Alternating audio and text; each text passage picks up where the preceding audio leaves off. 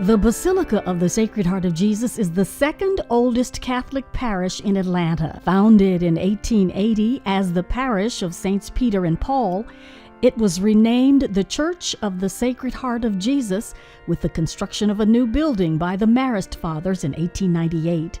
The new church was situated at what was the northern edge of downtown Atlanta, just off Peachtree Road. The parish originally fell under the Diocese of Savannah with its mission to serve the growing Catholic population of Atlanta and North Georgia. The parish grew, even establishing mission parishes in the mountains. In 1901, the Marist Fathers built and operated a school on the grounds.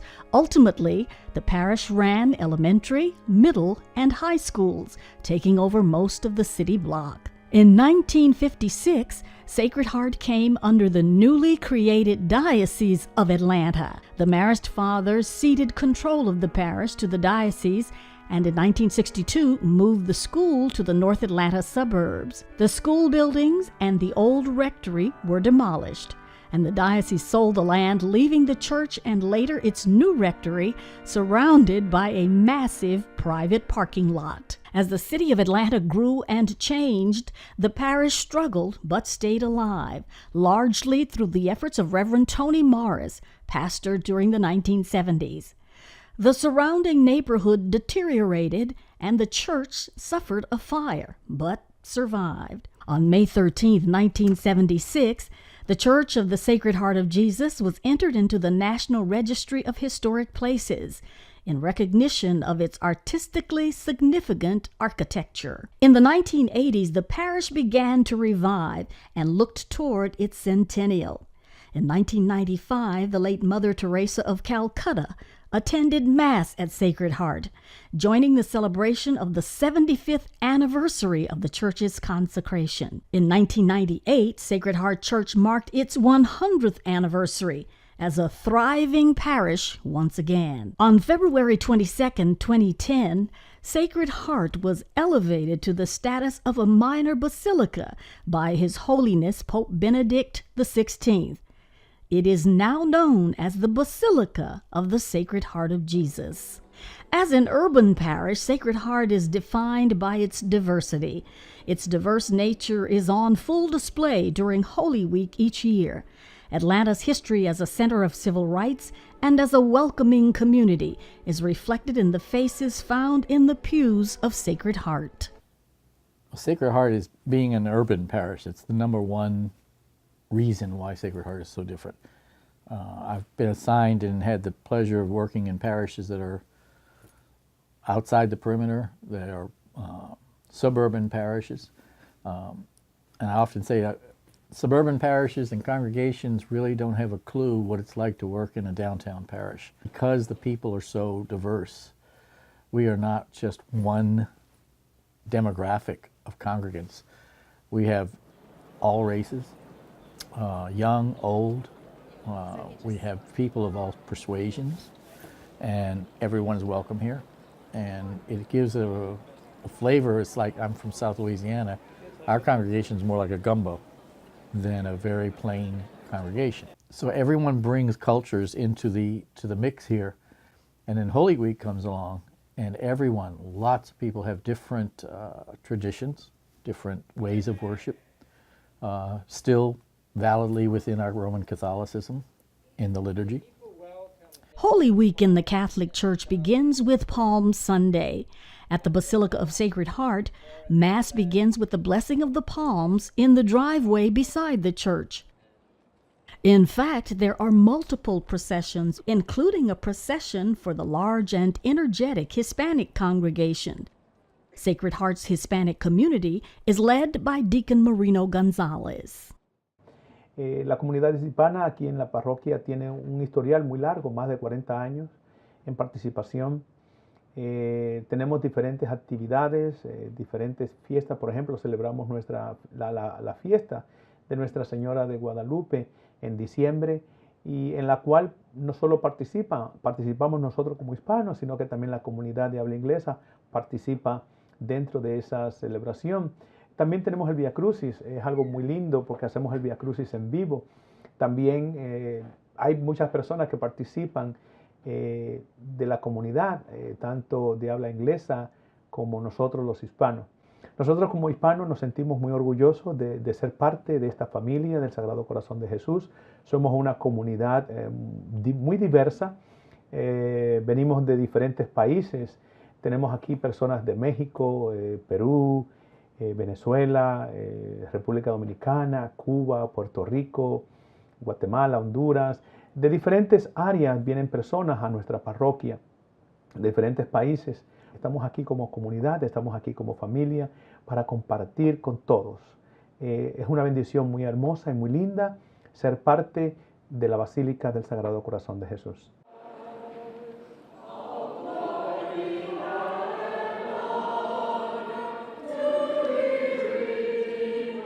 The palm-bearing procession into each Mass is joyful, reflecting the hope of Christ entering Jerusalem. But Palm Sunday is simply the first step on the path into Holy Week. Nearly every day of the coming week at Sacred Heart, there is some activity. This is one of the busiest weeks of the year for us as priests. The whole flow of the week is a very powerful one, starting with the Seder and then the Tenebrae service, and then kind of getting into the Last Supper and Good Friday. And I especially like the Good Friday evening service because you can have two different communities who speak two different languages, and yet we can bring them together and we share the same reverence for the cross and receiving communion, which we do here at the Basilica, the blending of Spanish-speaking and English-speaking communities, where language is often a barrier. The cross is what unites us all so that we can come together and reverence the cross, and you don't have to speak a word of English or Spanish to be able to enjoy it. So Holy Week is an exciting time. Monsignor Ed, when he came on board, assigned as pastor a few years ago, he instituted on Monday night of Holy Week, we're doing a Seder meal. And we're using a Seder book or prayer book that it was written by a Catholic clergyman and a rabbi.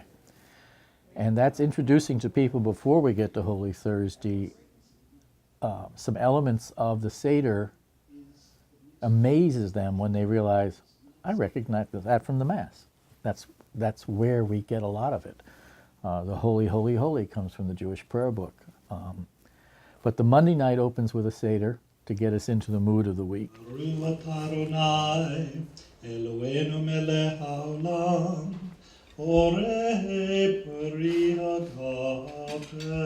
The dinner features traditional Seder foods, a shank bone, a boiled egg, a sweet paste called haroset, bitter herbs, a vegetable.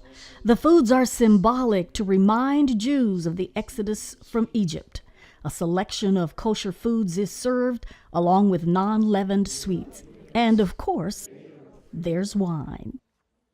If you think about the fact that first and foremost, the Passover was a celebration of deliverance, a people so anxious to get freed from captivity that they didn't even have time to bake bread properly, that they literally took off with their lives to get out of Egypt and were just surviving along the way, oftentimes running out of food and needing a miracle to kind of tide them through, whether it's manna or striking the rock for water.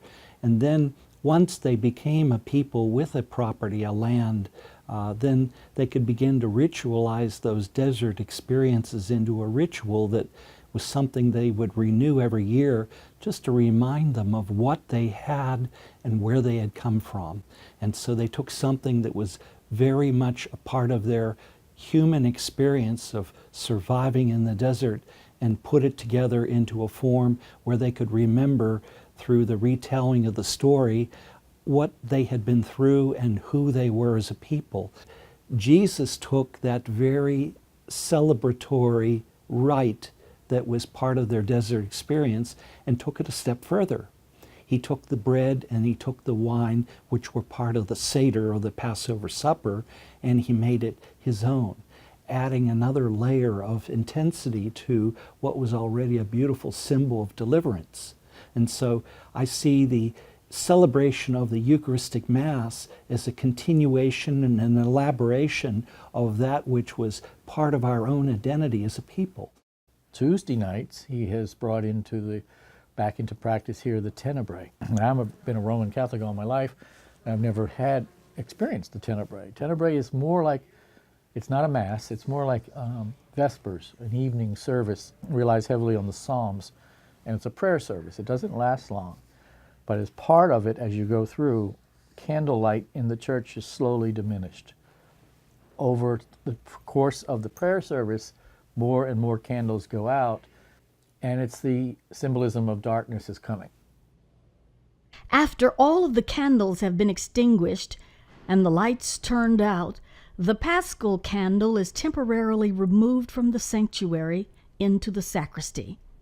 While the church is submerged in darkness, a prayer is said. We ask you to look with mercy on your family, for whom our Lord Jesus Christ was willing to be betrayed.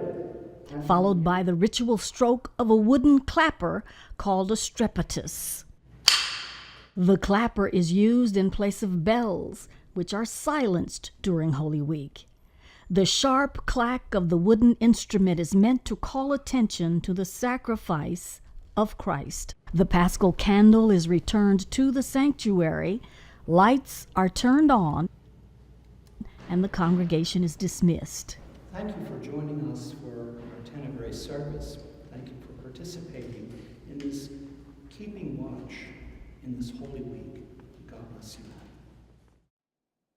The next day, Wednesday, is mostly a quiet day at Sacred Heart, spent in preparation for Holy Thursday.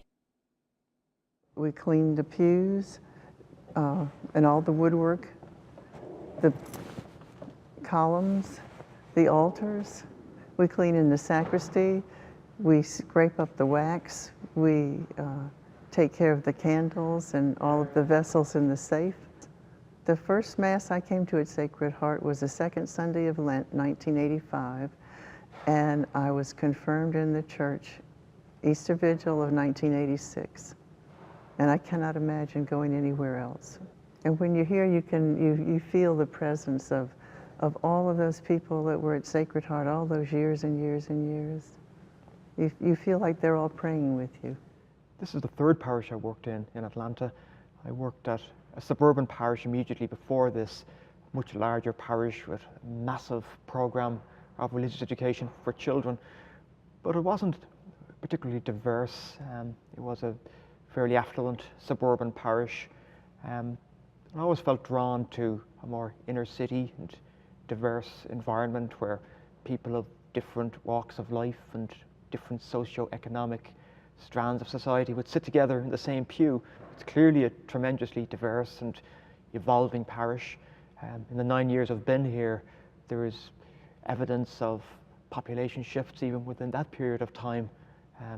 We're at the point now where more than half of our teens and children in our faith formation programs come from Hispanic households, which adds vibrancy and enriches the life of the parish, but they would have been less than half when I came here first. I think there's more of a sense of being one parish now.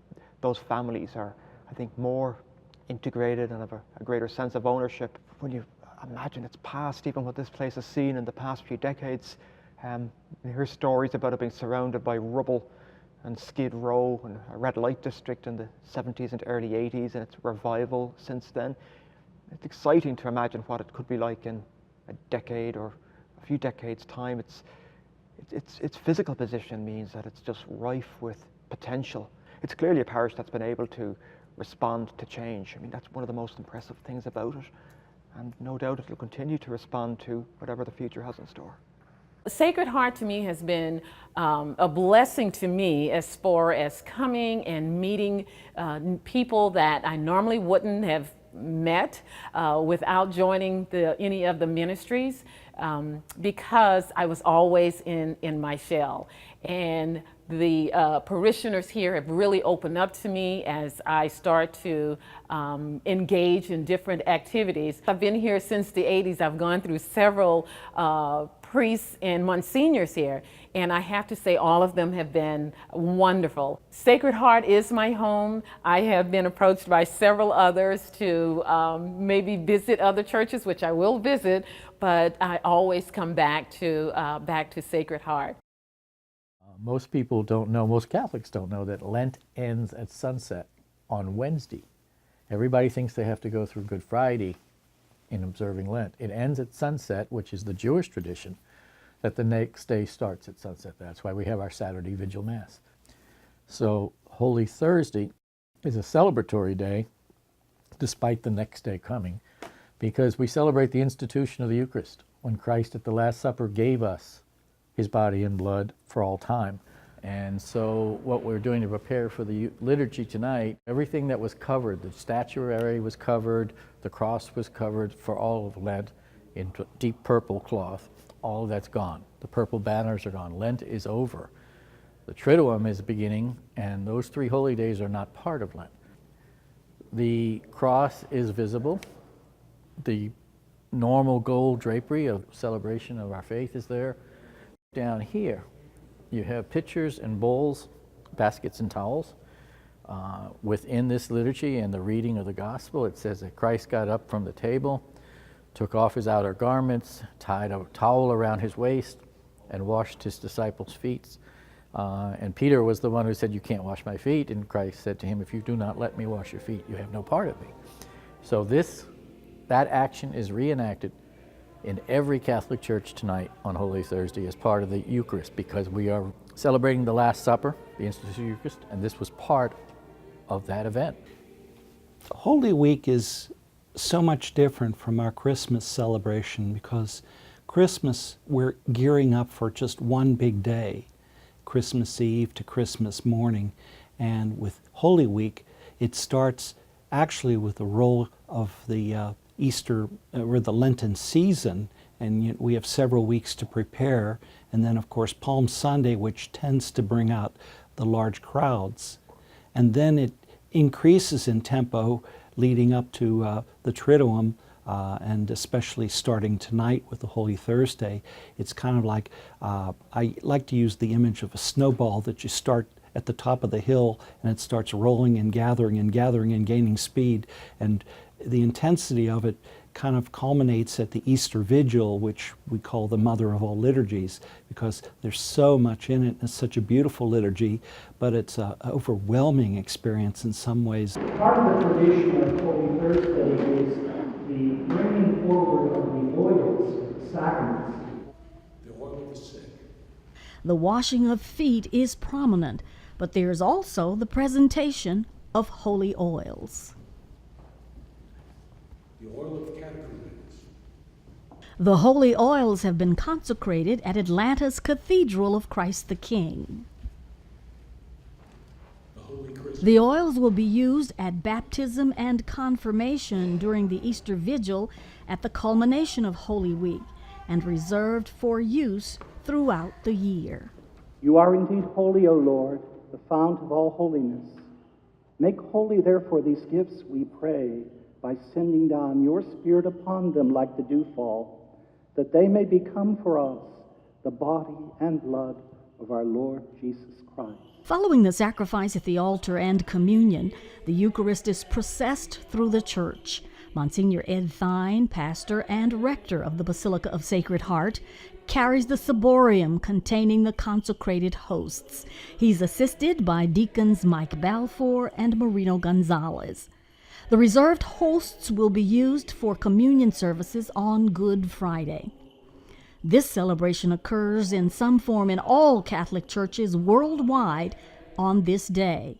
And Sacred Heart becomes the world in microcosm, its diversity made evident by the full ethnic and cultural mosaic of its congregation. European, Latin American, African American, Indian, Asian, all are part of the Holy Thursday celebration. The procession ends with the consecrated host being placed in repose in the altar of St. Joseph in preparation for Eucharistic adoration. Monsignor has instituted the adoration of the Blessed Sacrament at the end of that Mass, so people can stay for an hour to prepare for the day that's coming, the really horrific day that's coming the next day. So they can sit in quiet in the church and pray, worship the Eucharist. And then at the end of that hour, it's a really beautiful tradition, I think, that we have the stripping of the altar and all of the things that are in the sanctuary. People are invited up to help if they want. It's done without a lot of conversation. It's done in quiet. Candles are extinguished. Flowers are removed. Altar linens. Anything that's extraneous to the sanctuary is gone. The altar is bare, which is rarely seen that way. Everything goes out. The sanctuary light is extinguished. Christ is no longer in the tabernacle. It represents the next day Christ will die. So the sacrament that is consecrated at that liturgy, at that Mass on Holy Thursday, the extra is for communion service on Friday, the next day. There are no Mass. There's no Masses on Good Friday. It's not allowed. It represents that Christ has died. The church doesn't exist. So we can't celebrate Mass. But we do receive him in the communion at a communion service from the Eucharist consecrated Thursday night. So that Eucharist that's prepared for the next day is taken out of the church and reposed in a safe place, a respectful place, but not in the church, or not in the main church itself. And part of that symbolism is the tabernacle door is left open. It's empty. So when people arrive on Friday for the beginning of Good Friday, the church is very bare. There is no Christ in the tabernacle. The sanctuary light is gone. The morning of Good Friday brings more preparations at the Basilica. The Altar and Rosary Society does its housekeeping, cleaning the church, washing and ironing linens, preparing candelabra, cleaning sacramental vessels, trimming candles, and polishing brass. The Flower Guild begins creating the displays for the coming weekend's Easter Masses. Sexton Umberto Quintas replaces the baldachin's background curtain for the crucifix. And then we get into Good Friday, and it's a long day. We follow the tradition of Tre Ore, which means 3 hours. We begin at 12 noon and goes to 3. There's several ways you can do that. We use the 7 last words of Christ. Different clergy, different people who are knowledgeable. Each one will take one of the 7 last references that Christ makes in that gospel, the Passion narrative, and expounds on it in a 3 or 4 minute reflection. Then the congregation is allowed to sit in silence for at least an equal, if not more time, just to meditate, think about what they heard. And then there's a quiet song piece that links to the next word. And that takes that time from 12 to 2:30. All during that time, confessions are available to people who are visiting at the back of the church. Now, a lot of people don't stay for the entire time. They come in for a period, hear some of it, pray, meditate, go to confession. And then when the 7th word is done, the last Stations of the Cross is offered. At 2:30 to 3, we go through the Stations of the Cross for the last time of this whole season. And it is powerful because it is at that time, leading to 3 o'clock on Good Friday, that Christ died. And following that is a short break. And then we get into the multiculturalism of the beauty of this parish. While the Tre Ore is underway, the Hispanic congregation prepares for the Via Crucis. They begin with a meal because the Via Crucis is a reenactment of the Passion of Christ, and the participants give energetic and heartfelt performances. Deacon Marino Gonzalez checks the lighting, crosses are rigged, and parishioner Patrick Waldron checks out his costume. Then the Via Crucis is offered. It's a live reenactment of the Stations put on by our Hispanic community. It's done in Spanish, but everyone participates and is involved and gets a lot from it. It's much more dramatic, and it's a powerful way to lead into Friday evening. Danos hoy nuestro pan de cada día. Perdona nuestras ofensas, como también nosotros perdonamos a los que nos ofenden. The service on Friday evening is called the Veneration of the Cross. Again, it's not a Mass, it's simply a communion service. But they do here receive the Lord in the Word and in His body from the Eucharist that was consecrated the night before. And then a cross, all crosses are up at the front of the church at a certain point, and then people are allowed to venerate the cross. That's why it's called that. They come up as you would in communion, and you can bow to the cross, you can kneel, you can kiss the cross. But it's a way of coming forward and acknowledging that the cross is everything to you. When we have that celebration of the veneration of the cross, that's one of the powerful symbols, I think, of the whole day that hits me, because we have chosen here at the Basilica not to have separate worship services exclusively in Spanish at one place or one time in English, but we have the liturgy of the word separate because of the language, but we bring everybody together and we celebrate the veneration of the cross and communion as one community. And the beauty of course, the veneration of the cross, you don't need words. It's a gesture, coming up and kissing the cross. And so it's beautiful to see so many people who come together. And I like to use that image that you have the farmer and the businessman sitting in the same pew together, because it doesn't matter who you are or where you're from, that veneration of the cross is something that brings us all together. And so that's the one part of the service I enjoy most, is watching all these people from the myriad of places they come from around the world coming together and sharing a common symbol, the cross. The part that I always moved at every year at the veneration of the cross, it's very solemn. Christ has died. The clergy come in, process in, but to no music. And when we come up front, we across the front of the altar, the deacons and priests will lay down on the floor, prostrate before the altar, face down. It's a reenactment of that action that we did at ordination, when we totally subjugated ourselves to God and received holy orders. We laid on the floor before the altar. And it lasts for about 2 or 3 minutes, but it is the most powerful reenactment from my ordination. It's just amazing. And then that service is over. We invite the people to leave, but to leave it quiet, go home, don't turn on the television, read scripture if you can, light a candle, but don't turn on the radio if you can, avoid it, the TV, don't get into conversations outside the doors of the church, go home quietly, because it is a very tragic day. I think for me, the most powerful moment of the whole day, besides, of course, facing the huge onslaught of confessions, which it's a hope and a prayer that we have that people come out and they have their sins confessed, because, you know, throughout the Lenten period, I've kind of emphasized it over and over and over, and sometimes people say, enough already, I don't want to hear about it. But that's what Lent's all about, is acknowledging why at the Christ Basilica did what he begins did. in the same And if we don't place acknowledge where the who we Palm are and Sunday what we procession did, started, then Christ's Sacred Heart sacrifice Way. means nothing. Christ did that because of human sinfulness, and until I can come to grips with the fact that I'm less than perfect and that I need that grace from God, then it robs the whole symbolism of Good Friday from the significance. And then the next day, Holy Saturday, the church believes that Christ is in the tomb, and that's a dead day here. The church is very, very quiet. However, behind the scenes, there's a lot going on, because the Easter Vigil will occur at sunset on Saturday. And remember, the Jewish people believe that the day begins at sunset the evening before.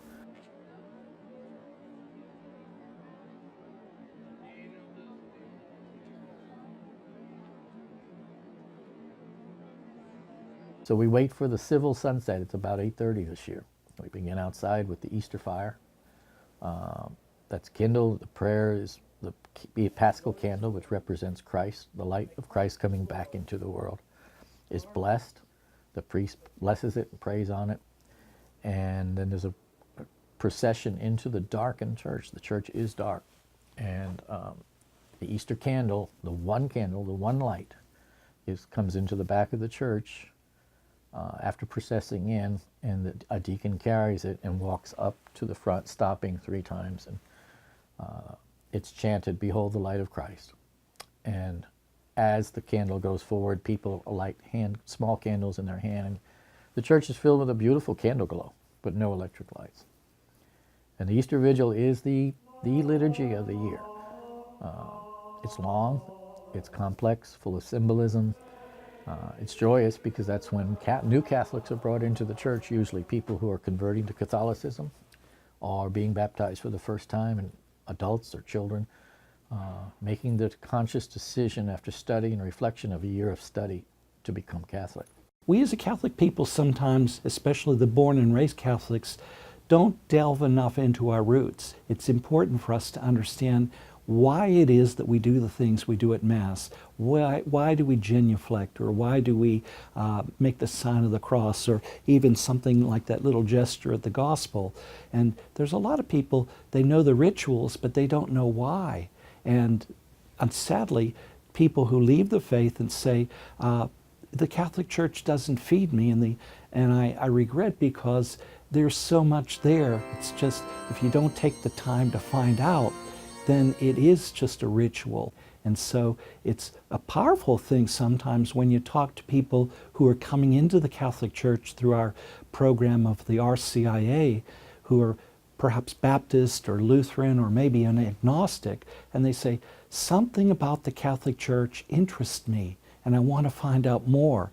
And when they become Catholic, they become some of the most ardent Catholics, because they ask through that journey, why?